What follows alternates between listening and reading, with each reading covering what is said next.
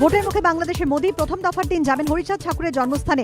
সরে আসা মতুয়াদের পাশে পাওয়ার চেষ্টা। প্রতিক্রিয়া তৃণমূলে। ধর্ম আর রাজনীতি জুড়েছেন ওরাই, পাল্টা বিজেপি। জেলায় জেলায় প্রার্থী নিয়ে তৃণমূলে অন্তর্দ্বন্দ্ব। হাওড়ায় দল ছাড়লেন আব্বাসউদ্দিন। সোনারপুরে প্রার্থী লাভলি মৈত্র সামনে প্রকাশে ক্ষোভ। সিতাইয়ে তৃণমূল প্রার্থীকে মানতে নারাজ দলের একাংশ। ওয়াই ক্যাটাগরির নিরাপত্তা পেতে 1 মাসের মাথায় নিজের এলাকা হাসনাবাদে ফিরলেন বিজেপি নেতা বাবু মাস্টার। মিনাখায় আক্রান্ত হওয়ার পর প্রথম এলাকায় ফিরলেন সঙ্গীদের নিয়ে। ভোটের আগে মুর্শিদাবাদের শামশেরগঞ্জ থেকে উদ্ধার অত্যাধুনিক আগ্নেয়াস্ত্র, 10 কেজি বিস্ফোরক, নাকা তল্লাশিতে বাজেয়াপ্ত। ধৃত মুঙ্গেরের বাসিন্দা। কোথায় পাচার করা হচ্ছিল তদন্তে পুলিশ। শনিবাসরীয় প্রচারের রং কারো বাহন অটো, কেউ চললেন সাইকেলে। গোসাবায় খোল বাজালেন জয়ন্ত। গরুর গাড়িতে কসবায় প্রচার জাভেদের। পুজোর পর খড়গপুরে প্রচারে হিরণ। পদযাত্রায় সুজন ঐশী। কয়লা পাচারকাণ্ডে প্রথম গ্রেপ্তার ধৃত লালা ঘনিষ্ঠ রণধীর সিং। অন্ডাল থেকে গ্রেপ্তার করল সিআইডি। 10 দিনের সিআইডি হেফাজতে নির্দেশ। সাত সকালে দ্বিতীয় হুগলি সেতু টোল প্লাজার কাছে দুর্ঘটনা। 4টি গাড়ি সংঘর্ষ, মৃত 1, আহত 5 জন। ব্রেক ফেল করে দুর্ঘটনা বলে প্রাথমিক তদন্তে অনুমান। ভোট কেটে আসলে আপনি বিজেপির সুবিধা করবেন, নির্বাচনের পর আপনি তৃণমূলের দিকে। আপনাদের সঙ্গে তৃণমূলের সেটিং হয়েছে নন্দীগ্রামে। এবিপি আনন্দর মুখোমুখি পীরজাদা আব্বাসের দিকে রাত 8টায়। সীমা না শব্দটির মধ্যে লুকিয়ে আছে মানা শব্দটিও, যেন চোখ রাঙানি এক অদৃশ্য বেড়াজাল যা আটকে রাখে আমাদের ছোট্ট গণ্ডির মধ্যে। একমাত্র সঠিক খবরই গড়ে তুলবে এক মুক্ত সমাজ। সেই জগৎ গড়ার লক্ষ্যে কোনো সীমানার ভ্রুকুটি আমরা মানব না। এবিপি আনন্দ এগিয়ে থাকে, এগিয়ে রাখে।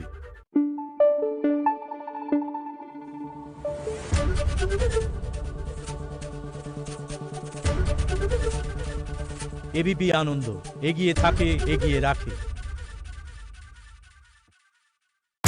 সীমা না শব্দটির মধ্যে লুকিয়ে আছে মানা শব্দটিও, যেন চোখ রাঙানি এক অদৃশ্য বেড়াজাল যা আটকে রাখে আমাদের ছোট্ট গণ্ডির মধ্যে। একমাত্র সঠিক খবরই গড়ে তুলবে এক মুক্ত সমাজ। সেই জগৎ গড়ার লক্ষ্যে কোনো সীমানার ভ্রুকুটি আমরা মানব না। এবিপি আনন্দ এগিয়ে থাকে, এগিয়ে রাখে। বাজপেয়ী জমানার অর্থমন্ত্রী যশবন্ত সিনহা যোগ দিলেন তৃণমূলে। সুব্রত সুদীপ ডেরেকের উপস্থিতিতে হাতে তুলে নিলেন পতাকা। যোগদানের আগে কথা বলে এলেন মমতার সঙ্গে।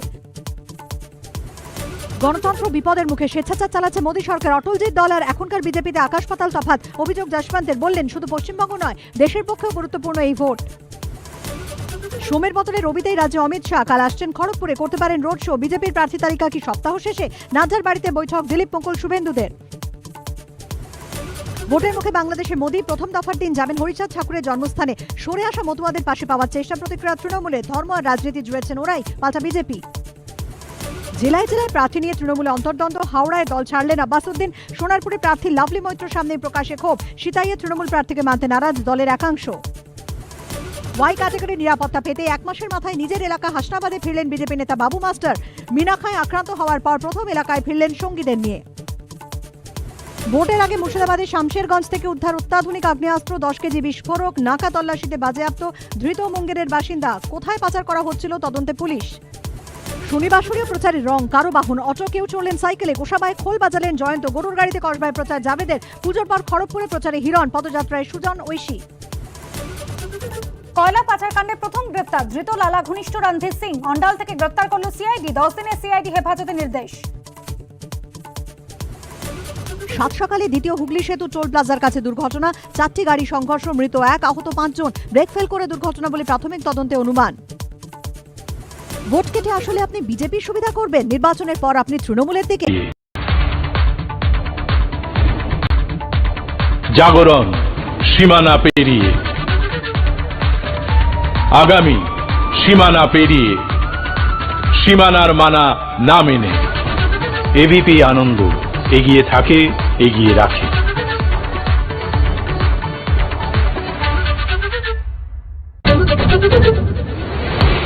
শিরোনাম নিবেদন করছে elegant steel, India's number 1 QST বার। ভরসা দেখা যায় না, টিকে যায়।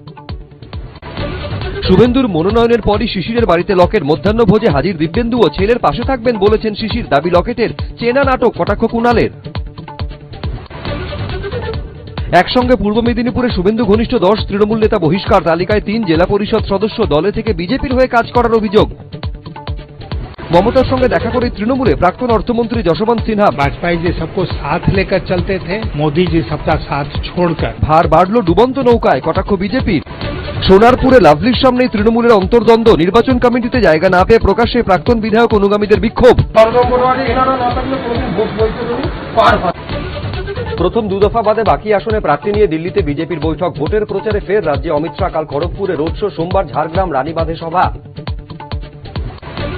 কলকাতা থেকে জেলা শনিবাসরীয় প্রচারে জমজমাট, ব্যারাকপুরে রাজ, বাঁকুড়ায় সায়ন্তিকা, খড়গপুরে হিরণ, গরুর গাড়িতে প্রচার জাভেদের, যাদবপুরে প্রচারে দেবব্রত সুজন। কয়লা পাচারকাণ্ডে প্রথম গ্রেপ্তার, অন্ডাল থেকে ধৃত লালা ঘনিষ্ঠ ব্যবসায়ী রণধীর সিং। দুর্গাপুরে কয়লা মাফিয়া জয়দেব খাঁর বাড়িতে সিআইডি, হাজিরার নোটিশ। বকেয়া না মেলায় সরঞ্জাম সরবরাহ বন্ধ, কলকাতা মেডিকেলে অর্থোপেডিক বিভাগে অচলাবস্থা, থমকে বহু অস্ত্রোপচার, সমস্যা মেনে দ্রুত সমাধানের আশ্বাস কর্তৃপক্ষের। বড় দুর্ঘটনা থেকে রেহাই পেল দিল্লি দেরাদুন শতাব্দী এক্সপ্রেস, উত্তরাখণ্ডের কাঁচরোর কাছে দাঁড়িয়ে থাকা ট্রেনে আগুন, জ্বলন্ত কামরা থেকে দ্রুত বের করা হলো যাত্রীদের। নন্দীগ্রাম কাণ্ডে মুখ্য সচিবের রিপোর্টে সন্তুষ্ট নয় কমিশন, তৃণমূল বিজেপি সংঘর্ষে উত্তপ্ত ময়না, মালদায় পুলিশের সামনে আক্রান্ত চিকিৎসক, রাত 9:30 দেখুন শিলাদিত্যর সঙ্গে।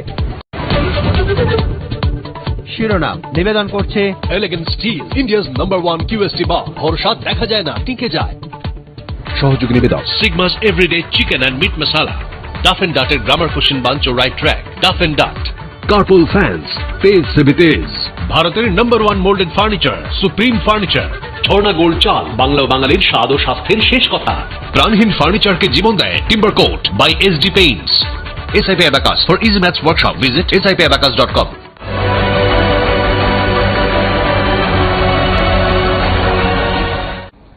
বামেরা সহর্ষে তার হাত ধরেছেন, কংগ্রেস তার সঙ্গে সংযুক্ত মোর্চায় গেছে।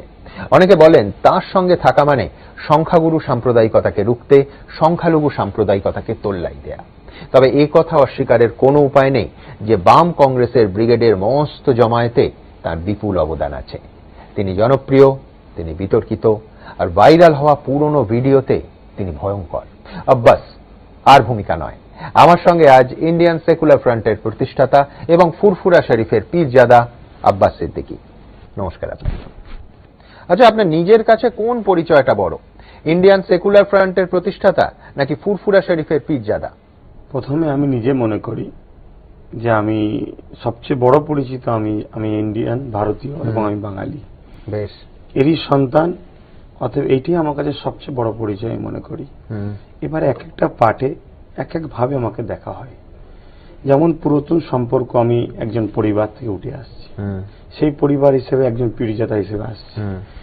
আবার আমি মানুষের সেবার জন্য ভাবলাম রাজ ক্ষমতা ছাড়া সেবা করাটা খুবই আজকের দিনে বাধা, তাই ইন্ডিয়ান সেকুলার ফ্রন্ট তৈরি করলাম। সেই জায়গায় পিছিয়ে পড়া অসহায় মানুষের সেবার কাজ করতে যখন শুরু করলাম, তখন সর্বধর্মের মানুষের কাছে আমি একটা পরিচিত এবং ভালোবাসার মানুষ হতে চলেছি। আব্বাস, আপনি থিওলজিতে মাস্টার্স করেছেন, তা সত্ত্বেও আপনি পীরজাদার পরিচয় নিয়ে রাজনীতিতে আসছেন। ধর্মগুরুর পরিচয় সরিয়ে রেখে রাজনীতিতে আসতে পারতেন তো, নাকি আপনি মনে করেন যে মুসলিমরা কোথায় ভোট দেবে সেটা ধর্মগুরু দ্বারা আজও নির্ধারিত হয়? এখনো মুসলিমরা মসজিদের ইমামের কথাতেই চলেন এবং ভোটটাও দেন ইমামের নির্দেশে। তাই উচ্চশিক্ষিত আব্বাস সিদ্দিকী নয়, পীরজাদা আব্বাস সিদ্দিকী পরিচয়টা অনেক অনেক বেশি গুরুত্বপূর্ণ। অ্যাকচুয়ালি ঠিক তেমন নয়। কেন, দীর্ঘ ৭৪ বছর ধরে মানুষ কোথায় ভোট দেবে, এবং মুসলিম যখন বলছেন মুসলিম কোথায় ভোট দেবেন, এটা সবসময় নিজ নিজ দায়িত্বে দিয়ে আসছে। কাউকে কেউ বেঁধে দেয়নি, কাউকে সিলেক্টেড করেন। তারপরও দেখুন, আমি একজন পরিবারের গার্জেন, আমার সন্তান বা আমার ভাই ছোট, স্বাভাবিক আমাকে ফলো করতেই পারে। সেই জায়গায় ধর্মগুরু বা পীরজাদা বা ইমাম সাহেব যে বলেন, একটা পরিবারের গার্জেন মতো, সেই জায়গায় তাকে যারা অনুসরণ করে স্বাভাবিক ফলো করে চলে। কিন্তু আমি যখন রাজনীতি করতে এসেছি, একবারও বলছি না যে আমি পীরজাদা তাই আমার কথা তুমি শোনো, কিন্তু আমি বলেছি এটা দেখো, তোমাদের এতদিনে তোমাদের সাথে আমি উঠা বসা করছি, কখনো তোমাদেরকে ধোকা দিইনি, একটাবার আমার কথা বিশ্বাস করো। বাঁচতে গেলে, অধিকার পেতে গেলে বাবা সাহেব আম্বেদকর বলেছেন ছিনিয়ে নিতে হয়। তা ছিনাবার সব থেকে সঠিক পন্থা হচ্ছে যে গণতন্ত্র প্রক্রিয়ায় রাজনীতি, ভোটার সিস্টেম, সেই পরিচিত নিয়েই কিন্তু আমি উঠে এসেছি। বেশ, এইখানে তাহলে আমার প্রশ্ন থাকবে যে আপনি তো ধর্মগুরু, রাজনীতিতে এলেন শুধু নয়, একেবারে কিং মেকার হতে চাইছেন। নিজেই বলছেন মুখ্যমন্ত্রীর চেয়ারের 4টে পায়ার একটা হতে চান। আপনি কি বলেছিলেন শুনে নেব। পরের ক্লাবে আর ভাড়া খেলবো না, পরের হয়ে গোল দেবো না, আমরা নিজেরা ক্লাব বানাবো, নিজেরা টিম তৈরি করব, নিজেরা খেলবো। 10টা খেলে যদি 5টাও কাপ থাকে ওটাও লাভ আছে। কেন আমার অর্থাৎ 4টা কুর্সিতে 4টে পা হয়। মুখ্যমন্ত্রীর যে পদ, এই পদটার তো সম্মান নাকি? ওই কুর্সিটাই, যে কুর্সিটাই মুখ্যমন্ত্রী বসে, ওটার কটা পায়া আছে? 5টা নাকি 3টে নাকি 4টে পায়া আছে। আমার দাবি হলো 3টে পায়া তুমি নাও, একটা পায়া কিন্তু আমায় দিতে হবে। ধর্ম কোথায়? এ তো নির্ভেজাল রাজনৈতিক উচ্চাকাঙ্ক্ষা। দেখুন, অ্যাকচুয়ালি ব্যাপারটা হচ্ছে মানুষকে, আম মানুষ যারা গ্রাম্য মানুষ, এদেরকে বুঝাবার জন্য আমার এই কথাটা বলা। এবং আমি মনে করি এই কথাটা পিছিয়ে পড়া মানুষের জন্যই আমি বলেছি, এবং এটা হওয়া অত্যন্ত জরুরি। কেন মান্যবর কাশিরামজি বলেছেন একটা কথা, যেটা যে মজবুত সরকার নয়, মজবুরি সরকার দরকার। তাহলে দেখা যাচ্ছে একটা চেয়ারে যখন 4টে পায়া থাকে, একটা যখন আমার হাতে থাকবে, আমার বক্তব্য এটাই, তাহলে ওই গভর্নমেন্ট যিনি বসবেন তিনি কখনো এই কোনো জুলুম করলে আমি তখন তেনাকে যদি বলি এটা অন্যায় হচ্ছে, তখন তেনাকে বাধ্য হতে হবে মানা। কেন? উনি মজবুরির মধ্যে আছেন, আমার পাটা সরিয়ে নিলে পড়ে যাব। এটাই মূলত আমি মানুষকে বুঝাতে চেয়েছি। আবার সে তো মারাত্মক কথা। আপনি বলছেন যে স্থায়িত্ব বা একটা শক্তিশালী সরকার চান না, একটা দুর্বল সরকার চান, যাকে আমার ভাষার জন্য মার্জনা করবেন, আপনার প্রয়োজন মতো ব্ল্যাকমেইল করতে পারবেন। না, ঠিক সেরকম নয়, দুর্বল নয়, মজবুরি। অর্থাৎ সরকার তৈরি হয় সবার চাহিদা মেটাবার জন্য। গণতান্ত্রিক প্রক্রিয়ার মানুষের শিক্ষা, স্বাস্থ্য, অন্ন, বাসস্থান, তার চিকিৎসা সুব্যবস্থা, তার কর্মসংস্থানের কথা, এর জন্য সরকার তৈরি হয়। কিন্তু দেখা যাচ্ছে বিগত দিন থেকে সরকার তারা ব্যাপক একটা অংশ সিট পাচ্ছে, পাওয়ার পরে সেই সরকারি যারা ভোট দিয়েছে তাদেরকেই দেখা যাচ্ছে বড় একটা অংশ মানুষ লুটছে, তাদের অধিকারকে কেড়ে নিচ্ছে, তাদের বাকস্বাধীনতাকে কেড়ে নিচ্ছে। সেই জায়গায় যদি সরকারটা একটা পিছন টান থাকে যে আমার এই অন্যায়টা করতে গেলে আমাকে পিছন থেকে কেউ ধরবে, এরকম যদি একটা ভয় থাকে, তাহলে সেই অন্যায়টা করতে পারবে না। এটাই মূলত উদ্দেশ্য। কিন্তু ভয় ভয় তো সরকার এগোতে পারবে না। মানুষের কাজ কি ভয় ভয় করা যায় না? সরকার ভালো কাজ করুক, ভালো কাজ করলে তখন তো টানার প্রশ্নই আসছে না। আমাদের তো লক্ষ্য ভালো কাজ করানো, মানুষের যে সমস্যা, সেই সমস্যার সমাধান করানোর জন্যই তো আমাদের লক্ষ্য। দেখুন, এ রাজ্যে তৃণমূল আর বিজেপি কোনো একটা বিষয়ে একমত হচ্ছে, এমনটা সত্যি বিরল। ব্রিগেডের পর দুদলই কিন্তু একটা বিষয়ে সম্পূর্ণ একমত। দুদলই বলছে বামপন্থীরা সাম্প্রদায়িক শক্তির সঙ্গে হাত মেলাচ্ছে, সংখ্যাগুরুর সাম্প্রদায়িকতার জবাব দিতে সংখ্যালঘুর সাম্প্রদায়িকতার সঙ্গে আপোষ করছে। সমান খারাপ।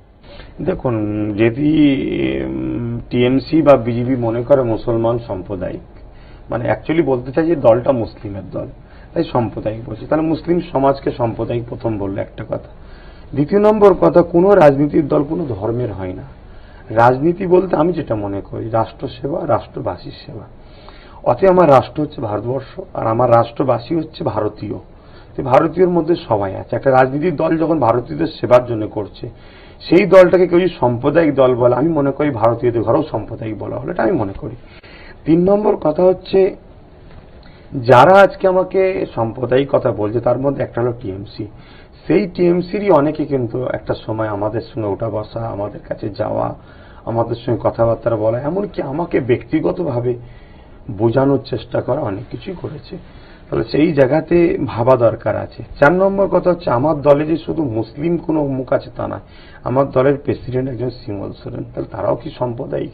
আদিবাসী সমাজকে সাম্প্রদায়িক বলা হবে? এগুলো ভাবার বিষয় আছে। এরা নিজেদের রুটি শাকার জন্য অপরের তাওয়াইকে মানে যে কোনোভাবে দাগ লাগাবার একটা ষড়যন্ত্র করছে, যেটা আমি মনে করি গণতন্ত্রের বিরুদ্ধে। আব্বাস, আপনি বিজেপির ভোট কাটুয়া। 1 নম্বর সম্ভাবনা, তৃণমূল কংগ্রেসের সংখ্যালঘু ভোট আপনার ইন্ডিয়ান সেকুলার ফ্রন্ট কেটে দেবে, আর এই ভাগাভাগিতে বিজেপি প্রার্থীরা বেরিয়ে যাবে। আমি প্রথম বলবো 2011-র আগে এই সংখ্যালঘু মুসলিম ভোটটা কাজ ছিল বামেদের। তাহলে এই জায়গাটায় প্রশ্ন যে টিএমসির সংখ্যালঘু ভোটটা টিএমসির ব্যক্তিগত সম্পদ নয়, তখন সে দল ছিল না, বামের ছিল, আজকে সে আছে। আজ আমি দল করতে এসেছি, এটা তাহলে মমতার ব্যক্তিগত নয়, আমার দিকে আসতে পারে। 3 নম্বর কথা হচ্ছে ভোট কাটবো কেন? ভোট তো আমি যেখানে প্রার্থী দেবো সেখানে মমতা ভোট পাবে না, সেখানে ভোট কাটবার প্রশ্ন নয়, সেখানে আমি জিতছি, সেখানে আমি উল্টো বলতে পারি। তো মমতা যদি ওখানে প্রার্থী দেয়, মানে আমার দিদিমণি, তাহলে দেখা যাবে তিনি আমার ভোট কাটুয়া। তাহলে এরকম কাটাকাটি কথাটা বলা গণতান্ত্রিক প্রক্রিয়ায় মনে হয় এটা ঠিক নয়। ভারতীয় সংবিধানে সবার অধিকার আছে, আমি আমার মতো লড়ছি, যাকে মন যাবে তাকে ভোট দেবে। আর একটা কথা, যদি তারপরেও মানুষ মনে করে না, আমি প্র্যাকটিক্যাল পরিস্থিতিতে আসছি।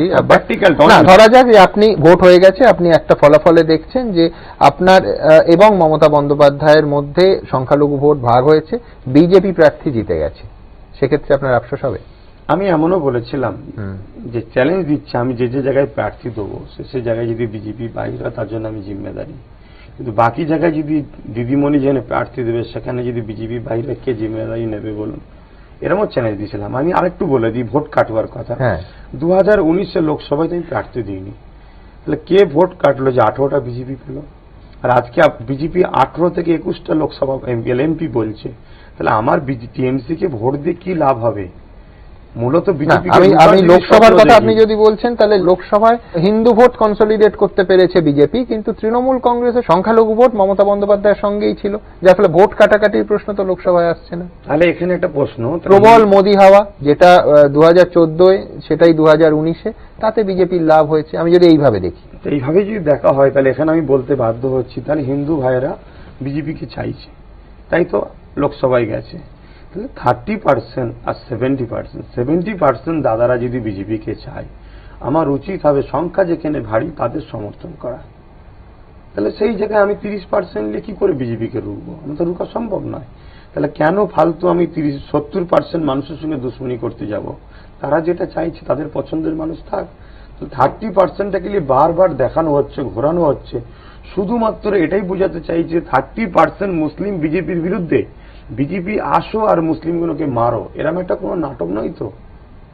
এখানেই তো আমার সম্ভাবনা 2, এতেও বিজেপির লাভ। আপনার আইডেন্টিটি পলিটিক্সে ধর্মীয় মেরুকরণ হবে, আর আপনার প্রতিক্রিয়ায় পাল্টা হিন্দু ভোট বিজেপিতে সংঘবদ্ধ হবে, সোজা হিসেব। কিন্তু কোন জায়গায় আপনি দেখতে পাচ্ছেন বা কেউ বলছে যে আমি আইডেন্টিটি পলিটিক্স মুসলিম ধর্ম নিয়ে আমি পার্টি করছি? কিন্তু আপনার সমাবেশ দেখুন, আপনার যেখানে আপনি ভাষণ দিচ্ছেন, আপনার সামনে ব্রিগেডের যে মাথা, তারা, আপনি কি জেনারেল, আপনি তো আপনার সম্প্রদায়কেই অ্যাড্রেস করছেন, আপনি সংখ্যাগুরুকে তো অ্যাড্রেস করছেন না। আমি পিছিয়ে পড়া মানুষের জন্য করছি। আমার যেখানে যেখানে পার্টির মিটিং করেছি সেখানে একটা কথা, আমার পিছিয়ে পড়া মানুষ, মুসলিম নয়। আর যে প্রোগ্রামগুলো দেখাচ্ছেন এগুলো পার্টি ঘোষণা করার আগে মানুষকে ভাবিয়েছি, বুঝিয়েছি, আগে রেডি করেছি।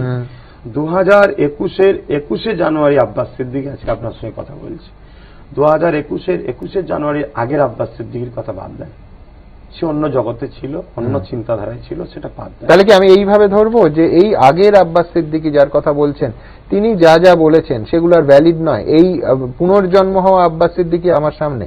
দেখুন, এখন আমি যে চিন্তাটা নিয়ে এসেছি, অবশ্যই সেই চিন্তাটা হচ্ছে এটা যে পিছিয়ে পড়া মানুষের চোখের পানি মুছতে চাইছি, পিছিয়ে পড়া মানুষকে আমার দেশ যে অধিকার দিচ্ছে সেই অধিকারটা তাকে যে পাইয়ে দিতে চাইছি, পিছিয়ে পড়া মানুষকে শিক্ষা, স্বাস্থ্য, অন্ন, বাসস্থানের ব্যবস্থা করতে চাইছি।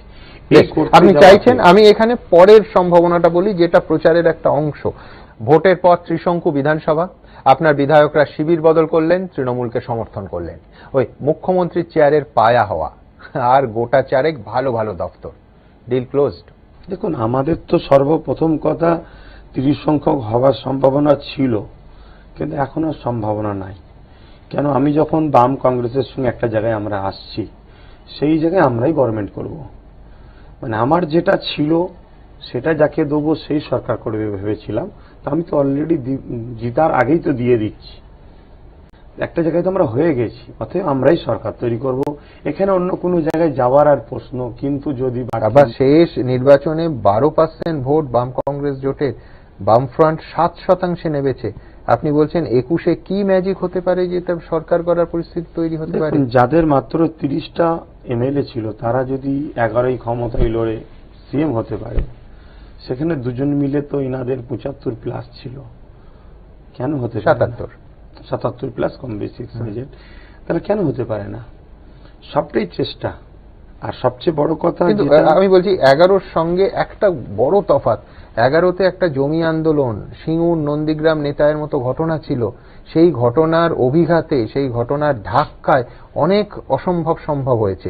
কিন্তু এখন কি সেই ধরনের কোন পরিস্থিতি আপনি দেখতে পাচ্ছেন? আরো বড় আন্দোলন, নাগরিকত্ব নিয়ে বেঁচে থাকবো কিনা একটা বড় আন্দোলন। দ্বিতীয় নম্বর আমফান ঘোটালা। 3 নম্বর করোনার সময় পর্যায়ী শ্রমিকদের নিয়ে যে খেলা। চতুর্থ নম্বর সেই সারদা, যাকে দিদিমণিও ঠিকভাবে সমাধান করলো না এবং কেন্দ্র সরকার সেই সারদাকে চেপেও ধরলো, রেখে দিল। তো এই জায়গাতে দেখা যাচ্ছে মানুষ নতুন করে আবার ভাবতে শুরু করেছে যা কোনো একটা জায়গায় আমরা ভুল করেছিলাম, সেই ভুলের প্রায়শ্চিত্ত মানুষ দিতে যাচ্ছে। আর একটা কথা বিষখানে বলেনি, যেটা প্রথমবার বলতে যাচ্ছিলাম, 2000 যে আপনি 12% ভোটের কথা বলছেন, এই 12% ভোট হওয়ার পিছনে কারণ আছে। কেন কারণটা হচ্ছে, সেটা হচ্ছে বিরোধী শূন্যর নামে বাম কংগ্রেসকে নির্মূল করা হয়েছে, কিন্তু বিজেপিকে নমিনেশন জমা দিতে দেওয়া হয়েছে। বাধ্য হয়ে মানুষগুলো বাঁচার জন্য তখন বিজেপির কাছে আশ্রয় নিয়েছে। সেই মানুষগুলো ব্রিগেডের পরে কিন্তু আবার ব্যাকে ফিরছে, নিজের ঘরে নিজে আসছে। তাই তো আজকে বিজেপির ঘুম হারাম হয়ে গেছে, মানে ঘুম আউট হয়ে গেছে। তাই আজকে তারা আমার পিছনে আবার নতুন করে ষড়যন্ত্র শুরু করেছে। আব্বাস দোসরা মে তো বোঝা যাবে কি হচ্ছে। সব থেকে বড় কথা যে লড়াইতে নামলে, আমার একজন বলেছিলেন, ইংরেজি একটা প্রবাদও আছে যে সব সময় ভাবতে হয় যে তুমিই জিতবে, নয়তো লড়াইতে জেতা যায় না। আপনি যদি সেই ফিলোসফি থেকে বলেন, আমার কিচ্ছু বলার নেই। কিন্তু এর পাশাপাশি নিন্দুকরা বলছেন আপনার সঙ্গে ডিল হয়েছে মিমের। আসাদুদ্দিন ওয়েসি বছরের শুরুতে বাংলা এলেন, ফুরফুরা শরীফে গেলেন, আপনার সঙ্গে মিটিং করলেন, যাওয়ার সময় বললেন এ রাজ্যে আমরা আব্বাসকে সামনে রেখেই এগোবো। তারপর মোহাম্মদ সেলিম, আব্দুল মান্নানদের সঙ্গে আলোচনা, ব্রিগেড, সংযুক্ত মোর্চা। পেছনে কলকাঠি নাকি ওয়েসি নাড়ছেন এবং অনেক টাকার ডিল হয়েছে। দেখুন, এটাই হচ্ছে আমার ভারতবর্ষ, যে মানুষ ভুল বললেও তাকে ফাইন করা হয় না, তার ট্যাক্স নেওয়া হয় না, তাই বলার স্বাধীনতা রয়েছে। প্রথম কথা হচ্ছে, আমি যখন পার্টি করব বা ফন্ড করব একটা বলছিলাম, তখন এই খবরটা এখান থেকে আসাদ সাহেবের কাছে দিয়েছে। রাজ্যে তৃণমূলের যারা ভালোবাসে তারা, আসাদ সাহেব তিনি ফুরফুরা শরীফ একটা তীর্থভূমি, সেই উদ্দেশ্যে জিয়ারত, এবং সাথে সাথে আমি একটা পার্টি করছি, আমার সঙ্গে সাক্ষাৎ। সেখানে দীর্ঘ আলোচনার মধ্যে এই কথা উঠে আসে যে আমি একটা ফন্ড বানাচ্ছি, আপনার পার্টির আমি কোনো দায়িত্ব নিতে পারছি না। কিন্তু তখন তিনি বললেন যে আমার পার্টির যারা আছে তারা আপনার ফন্ডের সাথে থাকবে এবং আপনাকে ফন্ডের মুখ করে আপনার পিছনে আমি থাকতে চাই। এই আলোচনার পরে আমি আমার যত কর্মীরা আছে তাদের সঙ্গে আলোচনা করি এবং আমরাও নিজেরাও বসে ঠিক করি, যেটা বাংলা, আমার বাংলার কষ্ট, আমার বাংলার দুঃখ, আমার বাংলার সমস্যা, আমার বাংলার কালচার আমাকে ভাবতে হবে। সেই জায়গায় আমরা আসাদ সাহেবের যিনি আছেন, তেনার মাধ্যম দিয়ে আমরা জানিয়েছি যে এই জায়গাতে আমাদের ঘরে বৃহৎ মানুষের স্বার্থে আমরা এই জোটটাকে পছন্দ বেশি মনে করছি, এটা আমাদের জন্য ভালো মনে করছি, তো সেই জায়গাটায় আমরা যাচ্ছি। ব্যাস এতটুকুই কথা, এতটুকুই কাজ, সেই জায়গাতেই আমরা আছি। আব্বাস, অভিযোগটার ব্যাখ্যাটা বলি, যে গোটা দেশ জানে যে মিম লড়লে যেখানে যেখানে যে রাজ্যে লড়েছে বিজেপি সুবিধা হয়ে গেছে, বাংলার মুসলমান ভাইরাও তা জানে। সেই জন্য আব্বাস সিদ্দিকীকে সামনে রাখা হলো, প্লাস যে বাঙালি মুসলমানদের জন্য মিমের কোনো প্রভাব নেই, অথচ ফুরফুরা শরীফের বিপুল প্রভাব আছে। সেই জন্য সামনে আব্বাস সিদ্দিকীকে রাখা হলো, অর্থাৎ আব্বাস সিদ্দিকী মুখোশ, পেছনে মিম। দেখুন, অভিযোগ করতে পারে, কিন্তু আমি আবার বলছি এই দলের প্রেসিডেন্ট একজন শিমুল সোরেন, এটাকে মাথায় রাখতে হবে। দ্বিতীয় নম্বর কথা, আমি মিমের কেউ নয়, তথাপিও সত্য কথার স্বার্থে বলছি, মিম যেখানে যেখানে লড়েছে বিজেপি সেখানে ফায়দা হয়েছে। এই কথা যদি বলে কেউ, আমি সামান্য বিহারটাই যাব। বিহারে মিম চেয়েছিল মহাজোটের কাছে 10টা সিট, যদি দিয়ে দিত তাহলে 10টাই মিম জিততো, তাহলে আজকে মহাজোট গভর্নমেন্ট করতো। সেখানে তাকে দেওয়া হলো না। মিম ক জায়গায় দিল? 20 জায়গায়। বাকি জায়গায় তো মিম দেয়নি, তাহলে বাকি জায়গায় বিজেপি বাহির হচ্ছে কি করে? 3 নম্বর কথা, বিয়েকে 10 জায়গায় দিয়েছে, সেই 10 জায়গাতে মিম পেয়েছে 5টা, এবং সেই জায়গাতে 20 জায়গার মধ্যে বেশিরভাগ জায়গায় 9টা জায়গায় পেয়েছে মহাজোট। তাহলে মহাজোটের তো উপকার করেছে মিম। আরেকটা শেষ কথা, মিম আসলে যে হিন্দু ভাইয়েরা বিজেপি করবে, আমার মনে হয় কোনো একটা জায়গায় হিন্দু ভাইদের ঘরে অপমান করা হচ্ছে, ছোট করা হচ্ছে। হিন্দু ভাইয়েরা অতটা মুসলমানদের ঘৃণা করে না, যেটাকে সমাজে দেখানো হচ্ছে তারা মুসলমানদের অনেক ভালোবাসে।